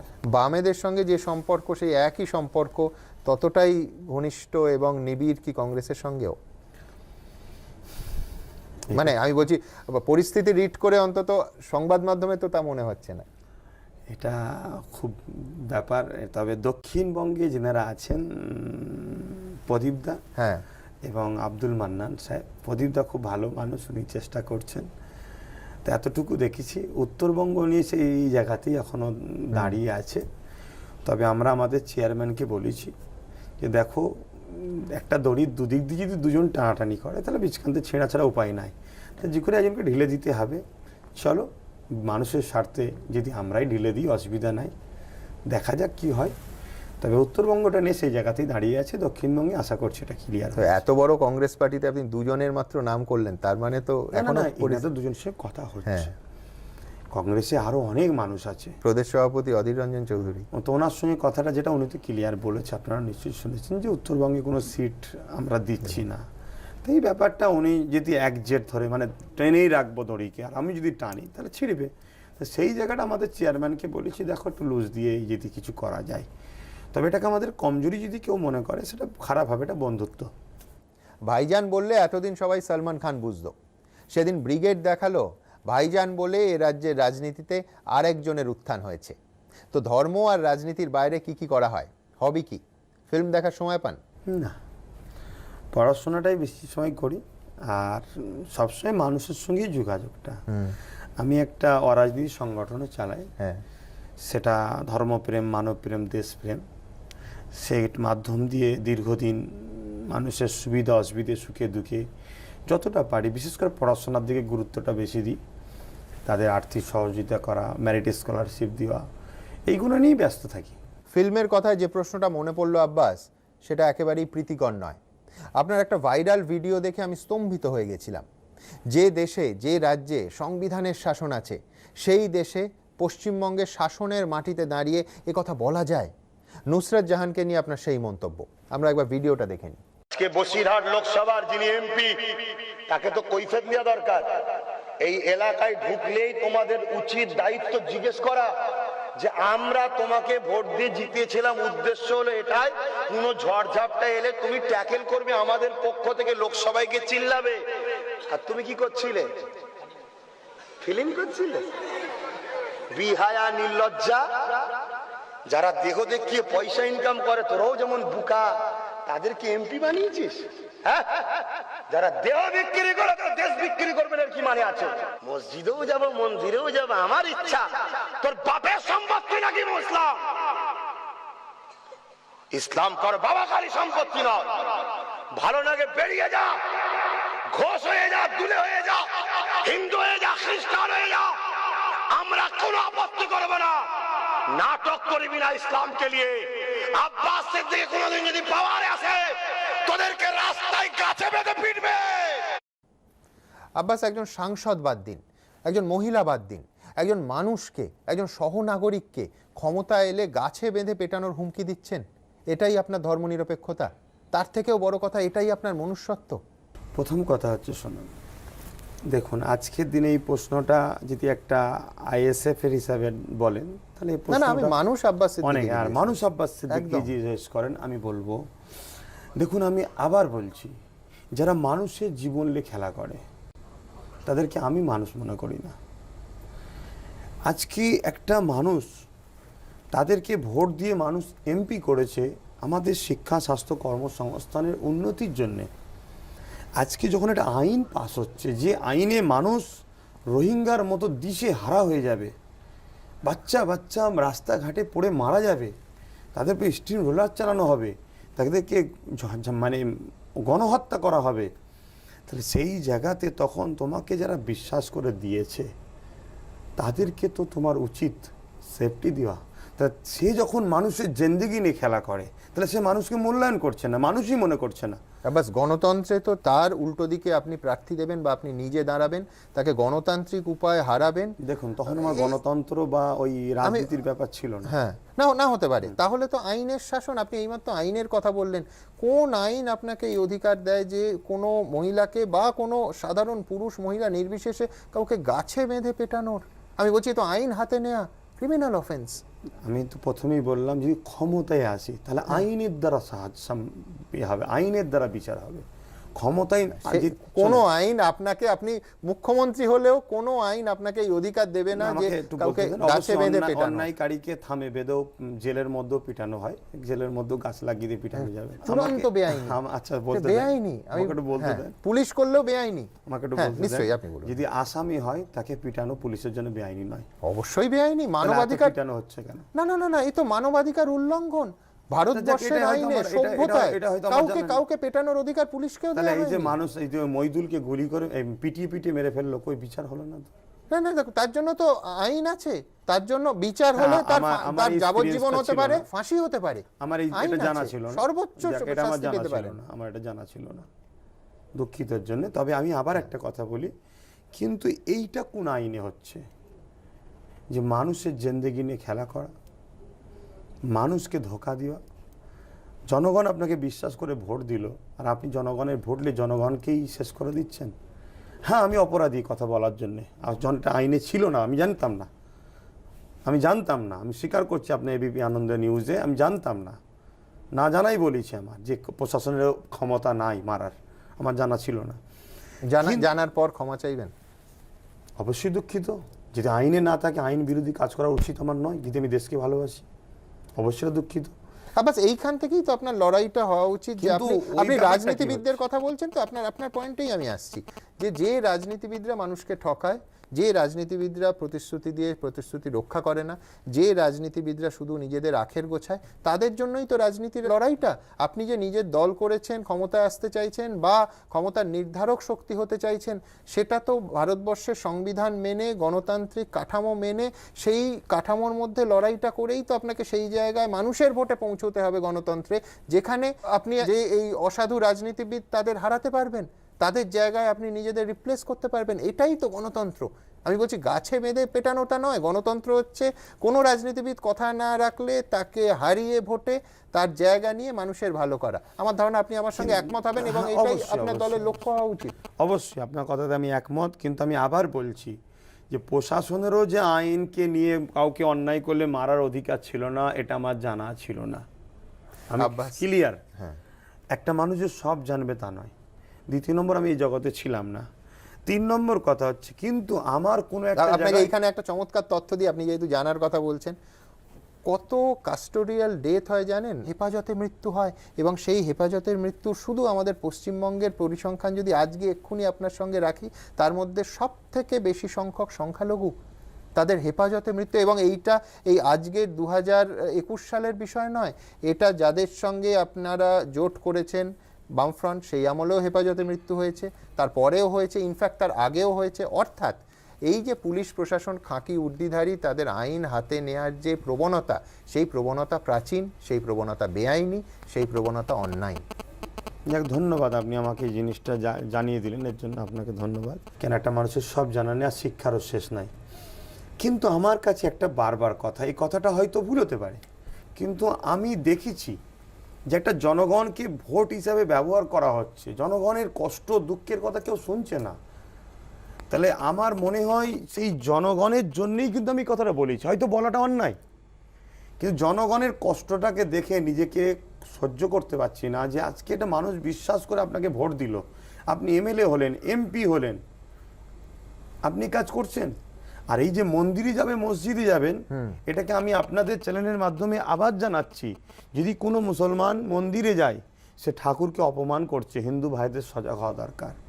আর যদি কোনো হিন্দু ভাই মসজিদে যায় সে ইসলামকে অপমান করছে, মুসলিম ভাইদের সজাগ। কেন বলছেন? এ তো আপনি বিভাজনের কথা বলছেন। এটা বিভাজন না। আমরা যে রাজ্যে আছি সেই রাজ্যে কাজী না, না, না, নজরুল না, না, না, ইসলাম না। 3000 গান লিখেছেন, তার মধ্যে একটা বড় অংশ শ্যামা সঙ্গীত। এরপরে তো আপনি বলবেন, কাজী আমি নজরুল- বলবে এরপরে বলবেন যে অন্যায় করেছেন, ওনাকেও গাছে বেঁধে পেটানো উচিত যে কেন তিনি শ্যামা সঙ্গীত না, লিখলেন। আপনি কথাটা আবার তুলছেন, আমি তো হ্যাঁ, সেটা না, না, ক্লিয়ার করে নিয়েছি। হ্যাঁ, তা কাজী নজরুল রাজনীতি নয়, রাজনীতির নেতা নয়। আপনি যখন একটা মসজিদে যাচ্ছেন, আপনি বুকে হাত দিয়ে বলুন আপনি কি নামাজকে বিশ্বাস করেন? কিন্তু আমি বলছি যে আজমের শরীফে যে প্রচুর জিনিসটা হিন্দু যান, বিশ্বাস তারা করা হয় অন্যায় না, করেন। সেটা কি ড্রামা না ড্রামা নয়? না না, এটা বিশ্বাস নয়, এ তো যে কোনো ধর্মের প্রতি আমার শ্রদ্ধা আজমির থাকতে শরীফে পারে। যাওয়াটা প্রচুর একজন- হিন্দু আজমের শরীফে যান। আজমির শরীফে যাওয়া হচ্ছে সুলতানে হিন্দ গরিবের নওয়াজকে শ্রদ্ধা জানানো। জাতি ধর্ম বর্ণ নির্বিশেষ সবাই যাচ্ছে, আমাদের কাছেও আসে। কিন্তু ধর্মীয় পাঠ, আমি একটা ঠাকুরের কাছে যাচ্ছি, আপনি বলুন আমি ঠাকুরটাকে কি বিশ্বাস করি? আমি মূর্তি পূজারী বিশ্বাসী তো নয়। তাহলে আমি যখন মূর্তি পূজারীর কাছে যাচ্ছি, তাহলে মূর্তি পূজারীটাকে শুধুমাত্র ড্রামা কি হিন্দু ভাইদের ভোট লিবার জন্যে, তো হিন্দু ভাইদের ধর্মকে ড্রামা করছি ভোট লিবার জন্য, এটাকে আমি ঘৃণা করি, এটা বলতে চাই। আব্বাস, ধর্মনিরপেক্ষ কাঠামো এই কথা আঘাত কেন? আমি আপনাকে দুটো উদাহরণ দিই। সেটা হচ্ছে আমাদের এই রাজ্য, যেখানে 60%-এরও বেশি মুর্শিদাবাদে সংখ্যালঘু সম্প্রদায়ের লোক, সেখানকার একটু আগে যার কথা হলো, সেখানকার নেতা অধীর রঞ্জন চৌধুরী, যে জঙ্গিপুরে প্রণব মুখোপাধ্যায় ব্রাহ্মণ সন্তান, তিনি দাঁড়িয়েছিলেন এবং জিতেছিলেন, সেই কেন্দ্রটা সংখ্যালঘু অধ্যুষিত। কি কোনো অসুবিধা নেই না, আমি বলছি এইটাই তো আমাদের ফ্যাব্রিক। ভালো তো। ধর্ম নিরপেক্ষ একে বলে না। ধর্ম নিরপেক্ষ কাকে বলে? মন্দিরের পাশের গরিবটাকে চাকরি দেন, কর্মসংস্থান দেন, এটা হচ্ছে ধর্ম নিরপেক্ষ। মসজিদের পাশের ভিখারিটার কর্মসংস্থান করে দেন, এটা ধর্ম নিরপেক্ষ। আপনি মাথায় টুপি দিয়ে মসজিদে গেলেন, যে পড়ে গেলেন, আপনি কি বোঝেন নামাজের? তাহলে আপনি নামাজটা কাল পড়তে আসেননি, যখন রাজনীতির মধ্যে ছিলেন না তখন আসেননি, আজকে আসলেন কেন? মুসলিমদের ভোটটা লিবার জন্য। এটা ড্রামা। এই ড্রামা মন্দিরে গিয়েও ঠাকুরকে নিয়ে অপমান করা হচ্ছে, ঠাকুরকে ছোট করা হচ্ছে। আমি হিন্দু ভাইদের ধর্মস্থানকে কেউ ছোট করুক, ওটাও পছন্দ করছি না। আপনি তো আগে আসেননি। আপনি যদি সত্যি হিন্দুদের ভালোবাসেন, আপনি মুসলিম হয়ে, তাহলে আপনার উচিত হবে হিন্দু পরিবারের গরিবগুলোকে চাকরি কর্মসংস্থান করে দেন, তবে যেন আপনি সেকুলার। আপনি মন্দিরে গেলেই সেকুলার হয় না। আমার বক্তব্য এই জায়গাটা। আমি জানি না আপনারা কোন নজরে নিচ্ছেন আমাকে। না, নজরের বিষয় নয়। ধর্ম নিরপেক্ষ বলা হয় এই কারো মন্দিরে যাওয়া, কারো মসজিদে যাওয়াকে ধর্ম নিরপেক্ষ বলে না। ধর্ম নিরপেক্ষ আমার ভারতের যেটা সংবিধানে আছে, যে অপরের ধর্মকে তুমি আঘাত দিও না, তোমার ধর্ম তুমি করো, অপরের ধর্ম করো। কিন্তু একজন রাষ্ট্রনায়ক যখন হবে, এমএলএ হোক, মন্ত্রী হোক, প্রধান হোক, যেই হোক, তাকে দেখতে হবে তার প্রজা সবাইকে সমান নজরে দেখা। এটা হলো ধর্ম নিরপেক্ষ। নজরে দেখলো, কিন্তু সে যদি অন্য কোনো ধর্মস্থানে যায়, তাকে আপনি অপরাধী সাব্যস্ত করতে পারবেন না। লিডার যখন ভোটের জন্য যায়, ভোটের জন্য যখন যায়, একটা আম মানুষ যাওয়া, অন্য সময় যাওয়া আর ভোটের জন্য যাওয়া মধ্যে পার্থক্য। রাজনৈতিক উদ্দেশ্য নিয়ে আপনি প্রশ্ন তুলতে পারেন, আমি এটাই রাজনৈতিক উদ্দেশ্য নিয়ে আপনি প্রশ্ন তুলতে পারেন, সেই অধিকার আপনার আছে। আপনি আমার বাড়িতে আসতেই পারেন, আমি আপনার বাড়িতে যেতেই পারি। আপনি আমার তো ভয় লাগছিল যে আমি কোনোদিন ফুরফুরা শরীফে গেলে আমায় মারবেন কিনা। না না না না না না, আপনি ব্যাপারটা হচ্ছে ভোটের জন্য। আজকে আজমির শরীফে আমিও যাই, হিন্দু ভাইরা যায়, সবাই যায়, যেতে পারে, ওটা আলাদা জিনিস। কিন্তু ভোটের উদ্দেশ্য করে একটা যখন নির্বাচন প্রচারে আপনি পাশে ভিখারিটাকে একবার বললেন না যে তোমার কর্মসংস্থান করে দেবো, মন্দিরে ঢুকে গেলেন। মসজিদের পাশের ভিখারিটাকে বললেন না তোমার কর্মসংস্থান করে দেবো, মসজিদে গিয়ে দাঁড়িয়ে গেলেন। এইটা বন্ধ করার কথা বলেছি, এটা আমি পছন্দ করি না। আব্বাস, অসংখ্য ধন্যবাদ আপনাকে। আমি শুধু এইটুকু আশা করব আব্বাস, যে আপনি এই মুহূর্তে যেটা বলছিলেন না, যে গরিব মানুষের দুঃখটাকে মুছে দেয়া, গরিব মানুষের পাশে দাঁড়ানো, আমি চাইব যে আপনার দল এবং আপনি এই লক্ষ্যে ভারতের সংবিধান নির্দেশিত গণতান্ত্রিক কাঠামোর মধ্যে কাজ করে এই লক্ষ্যে এগিয়ে যান। ধন্যবাদ। আর আমিও চাইব, আমার মানুষ মাত্র ভুল হয়। বিগত দিন আমার যেগুলো হয়েছে, অনেকটা হয়তো আইন সম্বন্ধে আমার জানা ছিল না, সেই জায়গায় আমি তো অনেক স্টেটমেন্টও দিয়েছি। আবার আপনাদের মাধ্যমেও বলবো, আমাকে সবাই সৎ পরামর্শ দিন। আমার লক্ষ্য একটাই, পিছিয়ে পড়া মানুষকে মূল স্রোতে আনা। আমার দেশে যদি 70% লোক বেকার থাকে, গরিব থাকে, মূর্খ থাকে, তাহলে দেশ কখনো আগে যাবে না। অতএব এদেরকে শিক্ষা, স্বাস্থ্য, কর্মসংস্থান দেওয়ার জন্য আমি চেষ্টা করছি। আপনাদের সবার সৎ পরামর্শ আমি আশা রাখি। আব্বাস, আপনি বলছেন যে পিছিয়ে পড়া মানুষকে আলোর দিকে নিয়ে যাওয়া। আমি শুধু চাইবো যে ভারতবর্ষের সংবিধান মেনে গণতান্ত্রিক কাঠামোর মধ্যে থেকে এবং মৌলবাদকে দূরে রেখে আপনি আপনার লক্ষ্যে এগিয়ে যান। নিঃসন্দেহে আমাদের শুভেচ্ছা থাকবে। দেশ সংবিধান অবশ্যই মাথায় রেখে আগাচ্ছি। ধন্যবাদ আপনাকে। ভালো থাকুন। নমস্কার।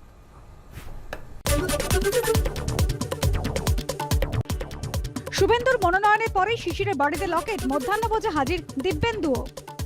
শান্তিকুঞ্জ শুভেন্দুদা থাকেন, ওনার পরিবার থাকেন, বাবা সবসময় ছেলের পাশে থাকেন, ছেলেও বাবার পাশে থাকেন, এটাই তো হওয়া উচিত না আমাদের পরিবারে। কার বাড়িতে গেছেন, তিনি কাদের সঙ্গে যোগাযোগ রাখছেন, তার বাড়ির আত্মীয়রা কোন দলে গিয়েছেন, যাওয়ার পরেও তার তরফ থেকে কোনো বক্তব্য পাওয়া যায়নি।